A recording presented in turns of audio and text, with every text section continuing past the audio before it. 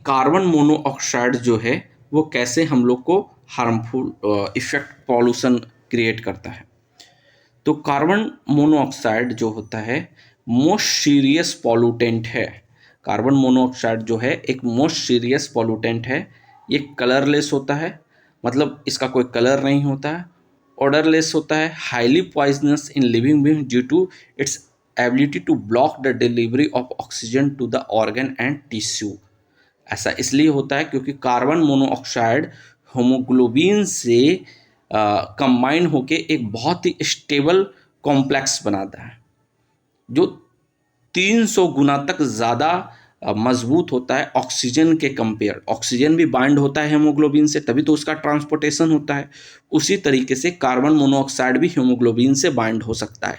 लेकिन जब carbon monoxide haemoglobin से बाइंड होता है तो वो 300 गुना ज़्यादा स्टेबल होता है compare to oxy haemoglobin.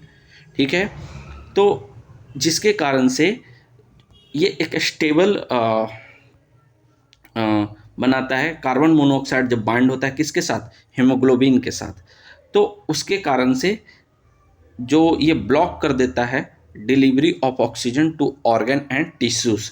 It produce as a result of incomplete combustion of carbon. ये कैसे प्रोड्यूस होता है, तो कार्बन को कुछ का भी कम्बसन कंप्लीट नहीं होता है, या तो ऑक्सीजन का अमाउंट कम होता है, जिसके कारण से जब कम्बसन करते हैं in less amount of oxygen तो कार्बन मोनोऑक्साइड का प्रोडक्शन होता है। ये कहाँ से जनरली प्रोड्यूस होता है भाई, तो ये प्रोड्यूस होता है मेनली ऑटोमोबाइल जो होता है, ऑटोमोबाइल्स होते हैं उससे ये निकलते हैं धुएं के रूप में। और भी बहुत जगह से कार्बन मोनोऑक्साइड का प्रोडक्शन होता है। मेनली कार्बन मोनोऑक्साइड का प्रोडक्शन होता है incomplete combustion of coal, firewood और पेट्रोल। मतलब लकड़ी को जलाने से, पेट्रोल को जलाने से, कोल को जलाने से, इनकम्प्लीट कम्बसन करने से।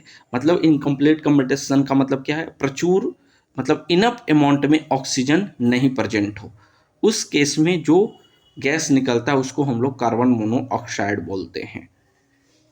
ठीक है, आगे हम लोग देखते हैं। तो अभी बता रहे थे कि क्यों ये हार्मफुल है हमारे लिए।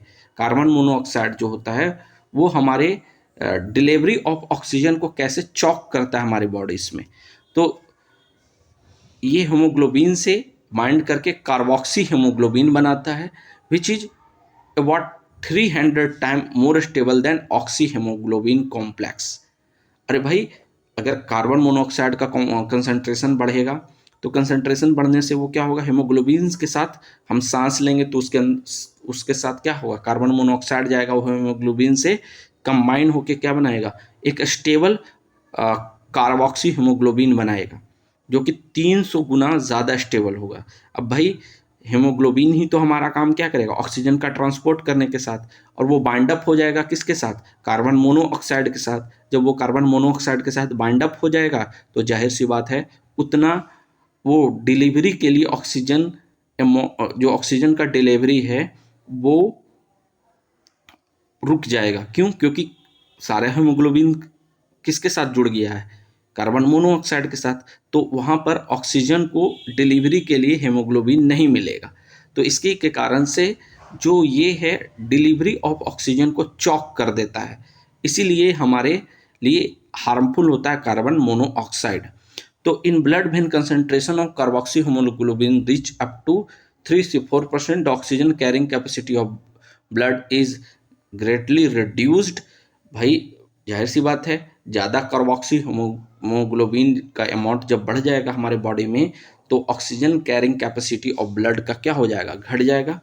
तो this oxygen deficiency result in headache, weak eyesight, nervousness and cardiovascular disorder. This reason why people are advised not to smoke. मतलब कि इसी कारण से कार्बन मोनोऑक्साइड का अमाउंट बढ़ेगा तो कार्बोक्सी हेमोग्लोबिन का संख्या ब्लड में बढ़ जाएगा, जो 3 से 4% तक अगर हो जाएगा तो ऑक्सीजन का कैरिंग कैपेसिटी जो होगा हेमोग्लोबिन का वो घटेगा। इसके कारण से हमको सर दर्द, मतलब सर घूमने लगेगा, नर्वसनेस हो जाएगा और कार्डियोवैस्कुलर डिसऑर्डर भी हो सकता है। इसीलिए कहा जाता है लोगों को धूम्र जो स्मोक करते हैं उन्हें मना किया जाता है। अब हम लोग बात करते हैं कि अगर कोई प्रेग्नेंट वोमेन है तो अगर वो स्मोकिंग करते हैं तो उनमें CO का लेवल इंक्रीज होता है, जिसके कारण से pre mature birth, spontaneous abortion, deform babies हो सकता है। Many vehicles are poorly maintained and have inadequate pollution control equipment resulting in release of greater amount of CO other polluting gases। इसका एक बहुत बड़ा रीजन है कि पुरानी गाड़ियां हो जाती है तो उसमें इनकम्प्लीट कंबसन होता है और उसमें पॉल्यूशन कंट्रोल का इनफ इक्विपमेंट नहीं लगा होता है, जिसके कारण से CO गैस रिलीज होता है और भी अदर पॉल्यूटेंट गैसेस होते हैं। अब हम लोग बात करते हैं कार्बन डाइऑक्साइड का। तो कार्बन डाइऑक्साइड जो होता है इमिट करता है वॉल्केनिक इरप्शन से, मतलब ज्वालामुखी विस्फोट से काफ़ी अमाउंट में CO2 निकलता है। साथ में जो ह्यूमन बींग्स है या एनिमल है उसके रिस्पायरेशन के प्रोसेस में भी CO2 गैस का इनफ अमाउंट निकलता है। तो it is relieved in atmosphere by respiration, burning of fossils fuels and decomposition of limestone. Limestone को भी डिकम्पोजिशन करने से CO2 गैस निकलता है ना। अब कार्बन डाइऑक्साइड जो होता है वो मेनली ट्रोपोस्फेयर में ही मिलता है। ये बहुत इंपॉर्टेंट पॉइंट है कि कार्बन डाइऑक्साइड जो होता है मेनली कहाँ मिलता है, ट्रोपोस्फेयर में होता है। और ये जनरली जो एटमॉस्फेयर है उसके वॉल्यूम में ये 0.03% तक होता है। जो ये एटमॉस्फेयर होता है उसमें जनरली जो कार्बन मोनोऑक्साइड है वो 0.03% तक होता है। और ये इंक्रीज करता है यूज़ ऑफ ये अगर हम जितना फॉसिल्स फ्यूल्स यूज करेंगे, मतलब कोयला यूज करेंगे, पेट्रोलियम यूज करेंगे, उतना ज़्यादा CO2 का अमाउंट बढ़ेगा। इसके कारण से ग्लोबल वार्मिंग का समस्या होता है। ग्लोबल वार्मिंग क्या होता है, ग्रीन हाउस क्या होता है, इसके बारे में हम थोड़ी देर बाद पढ़ने वाले हैं। पूरे डिटेल से पढ़ेंगे कैसे क्या होता है। तो CO2 जो गैस है उसका अमाउंट अगर इंक्रीज होगा तो ग्लोबल वार्मिंग का भी समस्या क्रिएट होता है। अब हम लोग बात करते हैं कि एक्सेस ऑफ CO2 को कैसे रिमूव कर सकते हैं भाई। तो ग्रीन प्लांट को मेंटेन करके, ठीक है। Green plant require CO2 for photosynthesis and they turn emit oxygen and maintaining the delicate. ये सब तो आप लोग जानते ही होंगे कि भाई पेड़ लगाने से क्या होता है। पेड़ लगाने से क्या होता है कि फोटोसिंथेसिस में CO2 का ज़रूरत होता है और वो एटमॉस्फेयर से CO2 को ग्रहण करता है, जिससे CO2 का अमाउंट एटमॉस्फेयर में घटता है ना। तो CO2 बढ़ क्यों रहा है, तो इसका एक मेन रीजन है डिफॉरेस्टेशन, मतलब हम लोग जंगल को ख़त्म करते जा रहे हैं जिससे पेड़ की संख्या घट रही है और इससे CO2 का अमाउंट बढ़ रहा है। साथ में हम लोग बहुत ज़्यादा मात्रा में फॉसिल्स फ्यूल्स का यूज़ करें, मतलब जिससे जीवाश्म ईंधन कर ले, कोयलों का, पेट्रोल का, ये सब का यूज़ बहुत ज़्यादा बढ़ गया है, जिसके कारण से भी CO2 का लेवल जो हो रहा है वो बढ़ रहा है और ये डिस्टर्ब कर रहा है, disturb the balance in atmosphere, मतलब एटमॉस्फेयर को ये डिस्टर्ब कर रहा है। तो ये हमारा यूट्यूब चैनल्स है, ये टेलीग्राम चैनल पे आप जुड़ जाएं, जहां आपको वेरियस तरह के बहुत अच्छे अच्छे क्विज़ मिलेंगे आपको DPP और ये जो PDF है जो मैं अभी डिस्कस कर रहा हूँ उसको भी मैं उपलब्ध करा दूंगा। अब हम लोग आते हैं ग्रीन हाउस इफेक्ट या ग्लोबल वार्मिंग, ये होता क्या है। तो ग्रीन हाउस इफेक्ट या ग्लोबल वार्मिंग को समझने के लिए हम कुछ चीज़ों को पहले समझते हैं। सबसे पहले हम लोग ग्रीन हाउस इफेक्ट को समझते हैं कि ग्रीन हाउस इफेक्ट होता क्या है। हम लोग को पता है कि जो अर्थ होता है इसके ऊपर कई सारे लेयर्स होते हैं। अर्थ के ऊपर कई सारे लेयर्स होते हैं। हम लोग अभी पढ़े हैं ट्रोपोस्फेयर होता है, स्ट्रेटोस्फेयर होता है, कई सारे लेयर्स होते हैं और उस लेयर्स में गैसेस होते हैं। जो सन होता है, सन से रेज आते हैं, सन से रेज आते हैं कहाँ, अर्थ के सरफेस पे। तो सन के रे आते हैं अर्थ के सरफेस पे। तो जब सन के जो रे आते हैं तो मोस्टली रे अर्थ के सरफेस पे आ जाते हैं, है ना, कुछ ही रिफ्लेक्ट होता है। तो अर्थ क्या करता है कि उस जो रे है उस रे को एब्जॉर्ब करता है ना, उस रे को एब्जॉर्ब करता है और फिर अर्थ वापस उसी एनर्जी को इमिट करता है, उसी एनर्जी को क्या करता है, इमिट करता है। लेकिन जो रे सन से चल के अर्थ तक आता है उसका जो एनर्जी होता है ज़्यादा होता है और उसका जो वेवलेंथ होता है वो वेवलेंथ बहुत कम होता है। वो वेवलेंथ क्या होता है, कम वेवलेंथ का होता है। और जबकि जो अर्थ री इमिट करता है इस एनर्जी को उसका वेवलेंथ ज़्यादा होता है, जो इंफ्रारेड रेडिएशंस होता है। अब होता क्या है कि इन लेयर में जो लेयर है उसमें जो गैसियस मॉलिक्यूल्स है, जब सन जो होता है रे जो सन से चल कर आ रहा है उस रे को ट्रांसपेरेंट पास करने देता है, वो आराम से पास होके चला जाता है अर्थ के सरफेस पे। लेकिन जो अर्थ रे निकालता है वो इन लेयर में, जो एटमॉस्फेयर में जो लेयर है गैसेस का, उसको पास नहीं कर पाता है क्योंकि इसका रेंज आईआर हो जाता है, इसकी जो वेवलेंथ होती है वो ज़्यादा होती है। और ये जो गैसियस मॉलिक्यूल्स होता है, जो भी एटमॉस्फेयर में गैसियस मॉलिक्यूल्स प्रेजेंट होता है, इस आईआर रेंज वाले एनर्जी को, वेव को एब्जॉर्ब करते हैं और उसको फिर री इमिट करते हैं, जिसके कारण से यहाँ पर जो टेम्परेचर है अर्थ के सरफेस के ऊपर वो बढ़ जाता है। तो ग्रीन हाउस इफेक्ट हमारे लिए जरूरी है। अगर ग्रीन हाउस इफेक्ट नहीं होता तो पृथ्वी का टेम्परेचर अभी जो है उससे बहुत कम रहता। मतलब लगभग ऐसा कहा जाता है कि अगर ग्रीन हाउस इफेक्ट नहीं होता तो -19 डिग्री सेल्सियस टेम्परेचर होता।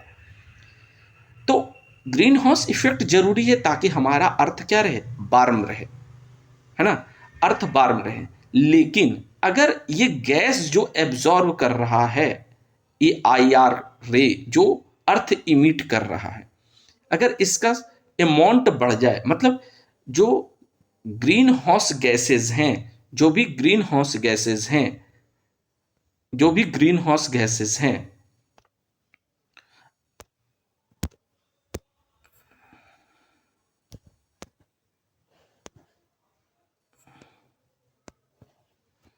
जो भी ग्रीन हाउस गैसेस हैं, मतलब कह लें ऐसा कि यहाँ पर ये सन है, इसके थ्रू जो रेज आ रहा है और फिर ये वापस जो री इमिट कर रहा है, अगर ये गैसेस बहुत ज़्यादा अमाउंट में आ जाए तो यहाँ पर गैसेस अगर बहुत ज़्यादा अमाउंट में आ जाएगा तो क्या होगा भाई कि ज़्यादा हीट को एब्जॉर्ब कर लेगा, ज़्यादा से ज़्यादा हीट को एब्जॉर्ब करेगा कौन, ये गैसेस। और यहाँ का टेम्परेचर जो पृथ्वी का है, वो अर्थ का टेम्परेचर वो काफ़ी बढ़ जाएगा।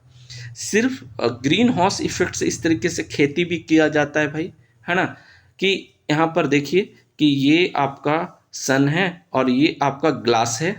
ये ग्लास जो होता है इससे आराम से ये सन रे क्या होता है, पास कर जाता है और इसके अंदर जो भी आपका ये अर्थ है या जो भी सरफेस है वो री इमिट करता है, लेकिन इससे री एमिशन के दौरान इमिशन के दौरान पूरा रेज जो होता है वो यहाँ से पास नहीं कर पाता है।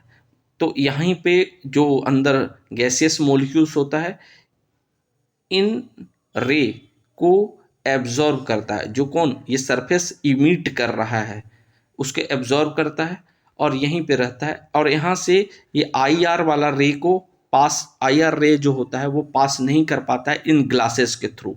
तो ये भी क्या हो गया, ग्रीन हाउस का एग्जाम्पल हो गया। आई होप आपको ग्रीन हाउस समझ में आया होगा।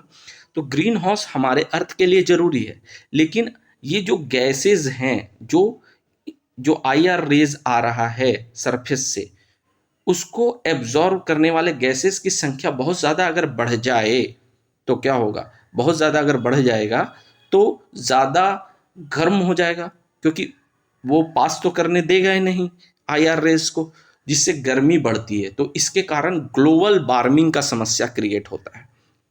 तो आपको समझ में आ गया होगा। तो अब हम लोग बात करते हैं ग्लोबल वार्मिंग के बारे में। तो ग्लोबल वार्मिंग आपको मेनली कॉन्सेप्ट समझ में आ गया होगा, ग्रीन हाउस का कॉन्सेप्ट क्या है। तो about 75% of the solar energy reaching the earth is absorbed by the earth surface which increase its temperature. तो ये कैसे टेम्परेचर इंक्रीज करता है भाई? तो एटमॉस्फेयर में जो गैसेज होते हैं वो एब्जॉर्ब करते हैं इस IR वाले रे को, जो कौन इमिट करता है? अर्थ इमिट करता है। Sum of heat trapped by gases like carbon dioxide, methane, ozone, CFC, chlorofluorocarbon, water vapour in atmosphere, है ना। Thus they at the heating of atmosphere cause global warming. तो एक हद तक जरूरी है और जरूरत से ज्यादा होता है, तो इसी को हम लोग ग्लोबल वार्मिंग का समस्या कहते हैं। मतलब जरूरत से ज्यादा टेम्परेचर राइज कर रहा है। अब जरूरत से ज्यादा टेम्परेचर क्यों राइज कर रहा है भाई? कि इन सारे गैसेस का अमाउंट बढ़ रहा है। तो जब अमाउंट बढ़ेगा तो ज्यादा से ज्यादा जो भी अर्थ इमिट कर रहा है रेडिएशन को, वो एब्जॉर्ब करेगा। अब ग्लोबल वार्मिंग का जो मेजर कंट्रीब्यूटर है वो कार्बन डाइऑक्साइड है। Other greenhouse gases are methane, water vapour, nitrous oxide, CFC and ozone. अब मीथेन जो होता है ये एक ग्रीन हाउस गैस कहा जाता है। ये कहाँ से प्रोड्यूस होता है? तो मेनली प्रोड्यूस होता है वेजिटेशन इन बर्न, डाइजेस्टेड और rooted in absence of oxygen,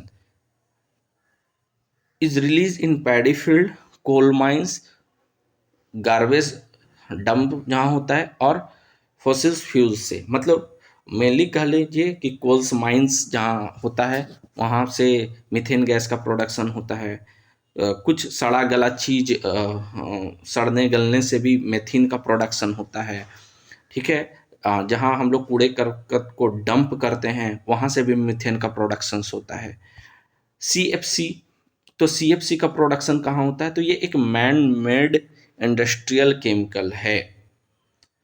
इसका यूज कहाँ होता है? तो एयर कंडीशनर, जो हम लोग AC लगाते हैं घर में, उसमें जो गैस फील किया जाता है उसमें CFC यूज होता है।